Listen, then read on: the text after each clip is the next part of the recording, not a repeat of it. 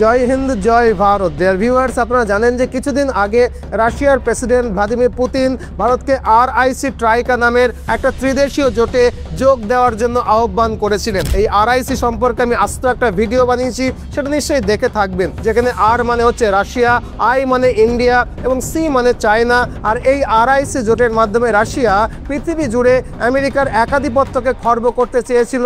সেই ভিডিওতে আমি কিন্তু ব্যাখ্যা করে বলেছিলাম। অথচ এই সপ্তাহে রাশিয়া থেকে এমন একটা খবর বেরিয়েছে যে খবরটা শুনে গোটা পৃথিবী জুড়ে চাঞ্চল্য সৃষ্টি হয়েছে। সম্প্রতি নিউ ইয়র্ক টাইমসের হাতে রাশিয়ার গোয়েন্দা সংস্থার একটা গোপন নথি এসে পৌঁছেছে। যে গোপন নথিতে স্পষ্টভাবে বলা হয়েছে যে চীনকে রাশিয়া শত্রু দেশ হিসাবে দেখে, অর্থাৎ চীনকে রাশিয়া এনিমি কান্ট্রি হিসেবে কনসিডার করে। এই রিপোর্টটা ছোটখাটো নয়, 8 পাতার পূর্ণাঙ্গ একটা প্ল্যানিং ডকুমেন্টসের ছত্রে ছত্রে লেখা আছে কি কি কারণে রাশিয়া চীনকে ঘোর শত্রু মনে করে। ফাঁস হওয়া এই ডকুমেন্টে বিস্তারিতভাবে বলা আছে চীন কিভাবে সমগ্র রাশিয়া জুড়ে গুপ্তচর বৃত্তি চালিয়ে যাচ্ছে, কিভাবে তাদের দেশের ভেতরে অনেক দিন ধরে গুপ্তচর বসিয়ে নানান তথ্য চুরি করছে, এবং সেটা ছোটখাটো পরিসরে নয়, বিরাট পরিসরে। কি বলা হয়েছে এই ডকুমেন্টে, আর কিভাবেই বা ফাঁস হলো এই গোপন ডকুমেন্টস, আর এর ফলে আন্তর্জাতিক ভূ রাজনীতিতে এর ঠিক কী প্রভাব পড়বে,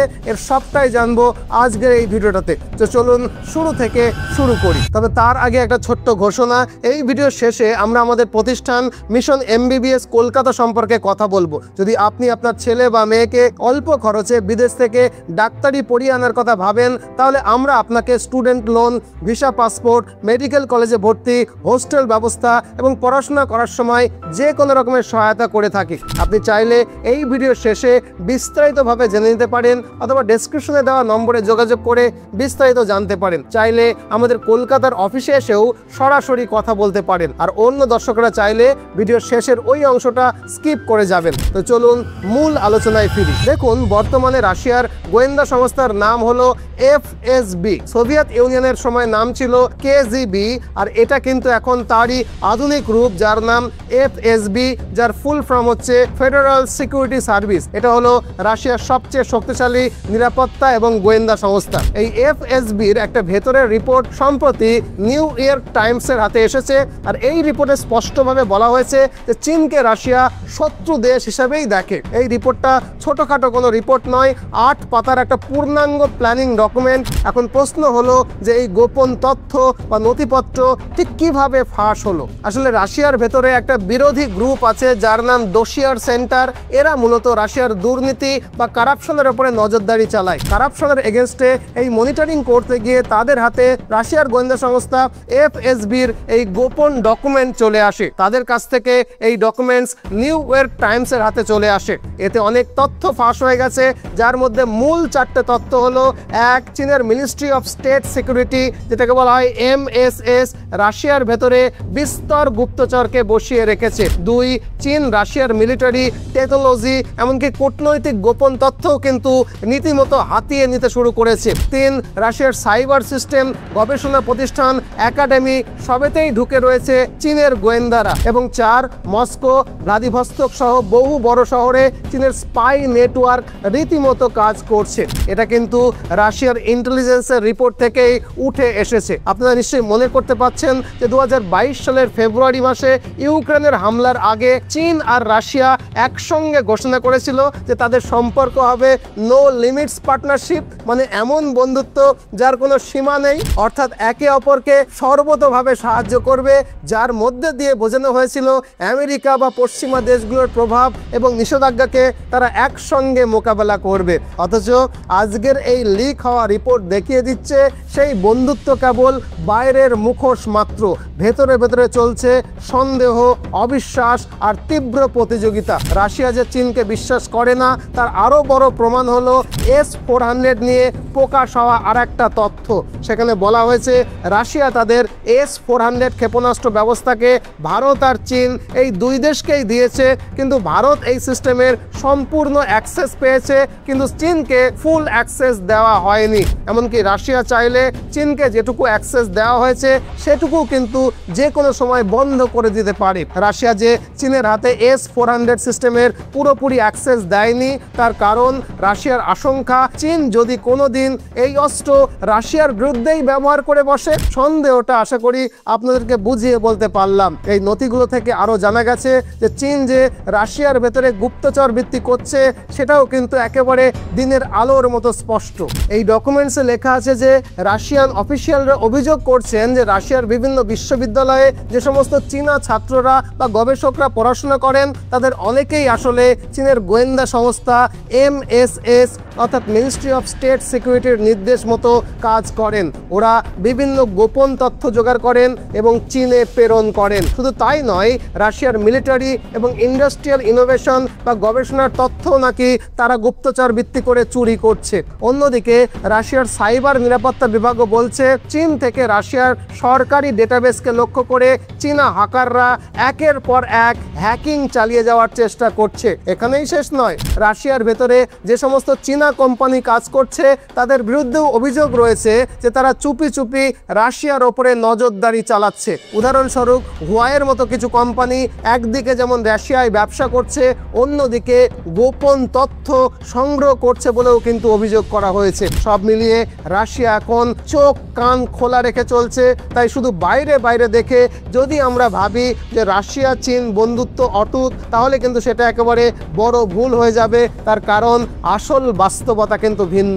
অতএব রাশিয়া চীন একসঙ্গে আছে এটা ঠিকই, কারণ তারা চাইছে আমেরিকা আর পশ্চিমাদের আধিপত্যকে চ্যালেঞ্জ করতে। কারণ আমেরিকা দুজনের ওপরেই কিন্তু সমান পরিমাণে চাপ তৈরি করছে, অর্থাৎ শত্রু আমেরিকাকে মোকাবেলা করতে হবে এই ইচ্ছা থেকে তারা একে অপরের কাছাকাছি এসেছে। কিন্তু এটাও ঠিক, তারা একে অপরকে সম্পূর্ণভাবে বিশ্বাস করে না, বরং আভ্যন্তরীণ গোয়েন্দা রিপোর্ট বলছে রাশিয়ার FSB চীনকে শত্রু হিসেবেই কনসিডার করে। অবশ্য রাশিয়ার সিকিউরিটি বা মিলিটারি নীতিতেও বলা রয়েছে বন্ধুর ওপর শত্রুর চেয়েও বেশি চোখ রাখো। অবশ্য এই মনোভাব রাশিয়ার কাছে নতুন কিছু নয়। সোভিয়েত ইউনিয়নের সময়ও চীন আর রাশিয়ার মধ্যে সম্পর্ক খারাপই ছিল। 1960 সালের সিনো সোভিয়েত স্প্লিট কিন্তু তার বড় উদাহরণ। আর এখন ইউক্রেন যুদ্ধের কারণে রাশিয়ার দুর্বলতা বেড়েছে। অনেক ক্ষেত্রেই চীনের ওপরে নির্ভর করতে হচ্ছে। ট্রেড, কূটনীতি, এমনকি অস্ত্র সরবরাহ সব ক্ষেত্রেই চীন রাশিয়ার কাছে গুরুত্বপূর্ণ হয়ে উঠেছে। তাই বাধ্য হয়ে রাশিয়া চীনের ওপরে নির্ভর করছে এবং চীন নানাভাবে রাশিয়াকে সাহায্যও করছে। অস্ত্র সরবরাহ, অর্থনৈতিক লেনদেন থেকে শুরু করে আন্তর্জাতিক মঞ্চে পাশে দাঁড়ানো পর্যন্ত। ফলে রাশিয়াও অনেকটাই কিন্তু চীনের ওপরে নির্ভরশীল হয়ে পড়েছে। তবে এখানেই আছে সবচেয়ে বড় বিপদের আশঙ্কা, কারণ রাশিয়া মনে করে এই সহযোগিতা যেমন প্রয়োজনীয় তেমনি ভয়ঙ্কর। সাহায্যের আড়ালে চীন কখন যে বিপদের কারণ হয়ে দাঁড়াবে সেটা কিন্তু কেউ জানে না। কারণ ইতিহাসের দিকে তাকালে রাশিয়া দেখতে পায় 1960 সালে যখন সাইনো সোভিয়েত স্প্লিট বা চীন সোভিয়েত দ্বন্দ্ব শুরু হয়েছিল তখন কিন্তু দুটো দেশই কমিউনিস্ট ছিল। তাই বাইরে থেকে যে কারোর মনে হতেই পারে একই রকমের আদর্শ যখন, নিশ্চয়ই বন্ধু তারা, কিন্তু বাস্তবে সীমান্ত নিয়ে বিরোধ আর ভূরাজনৈতিক প্রভাব বিস্তারের প্রতিযোগিতা এইসবের জন্য তখন তাদের মধ্যে গভীর দ্বন্দ্ব ছিল।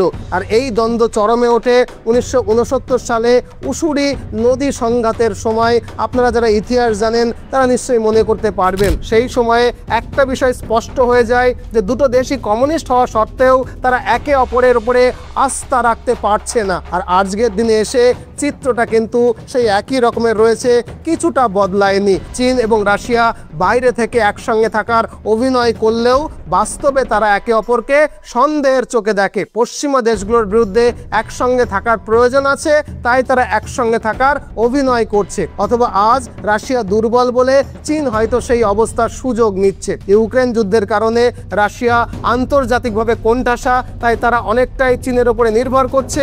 মানে চীন রাশিয়া সম্পর্কটা পারস্পরিক বোঝাপড়া বা ভরসার ওপরে নয়, বাধ্যবাধকতার ওপরে দাঁড়িয়ে আছে। এই অবধি শোনার পরে আপনাদের কি মনে হয় এর থেকে ভারতের কি শিক্ষা নেওয়া উচিত? যে রাশিয়া নিজেই চীনকে বিশ্বাস করতে পারে না, সেই রাশিয়ার কথায় নেচে আমাদের কি রাশিয়া, ইন্ডিয়া, চায়না এই ত্রিদেশীয় জোট RIC-তে জয়েন করা উচিত? কমেন্ট বক্সে আপনার মূল্যবান কমেন্ট জানাতে কিন্তু ভুলবেন না। যাই হোক, ভিডিও শুরুতে যেটা বলছিলাম, আমাদের একটা প্রতিষ্ঠান রয়েছে মিশন MBBS কলকাতা। আপনারা জানেন যে এ সপ্তাহে সর্বভারতীয় নিট পরীক্ষার রেজাল্ট বেরোবে এবং রেজাল্ট বেরোনোর পরই মেডিকেল কলেজগুলোতে ভর্তি হওয়ার প্রক্রিয়াটাও শুরু হবে। যেহেতু ভারতের মেডিকেলের সিট সংখ্যা ভীষণই কম, তাই স্বাভাবিকভাবে অনেকেই কিন্তু ভর্তি হতে পারবে না বা অনেকেই কোটি টাকা খরচ করে হলেও ভারতের বেসরকারি মেডিকেল কলেজগুলোতে ভর্তি হতে বাধ্য হবে। যদিও ভারতের কোনো বেসরকারি মেডিকেল কলেজে পড়তে যে পরিমাণে টাকা খরচ হয় তার 4 ভাগের 1 ভাগ টাকায় বিদেশের কোনো ভালো মেডিকেল কলেজ থেকে MBBS পাশ করে দেশে ফিরে আসা যায়, কিন্তু অনেকেই এই সুযোগ পায় না।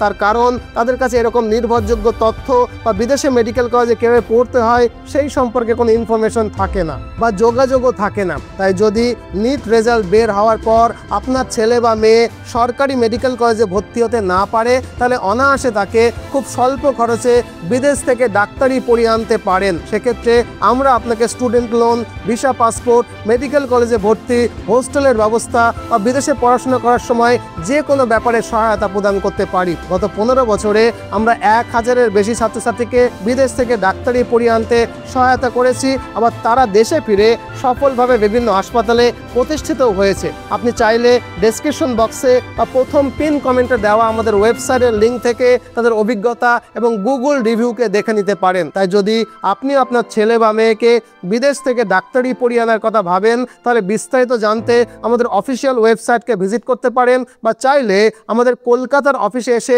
সরাসরি কথাও বলতে পারেন। যোগাযোগের তথ্য এবং ঠিকানা ডেসক্রিপশন বক্সে এবং প্রথম পিন কমেন্টে দেওয়া রইল। আজ এ পর্যন্তই। নতুন ভিডিও নিয়ে আবার দেখা হবে। ততদিনে ভালো থাকবেন, সুস্থ থাকবেন, সদা সর্বদা ভারতের পক্ষে থাকবেন। জয় হিন্দ, জয় ভারত।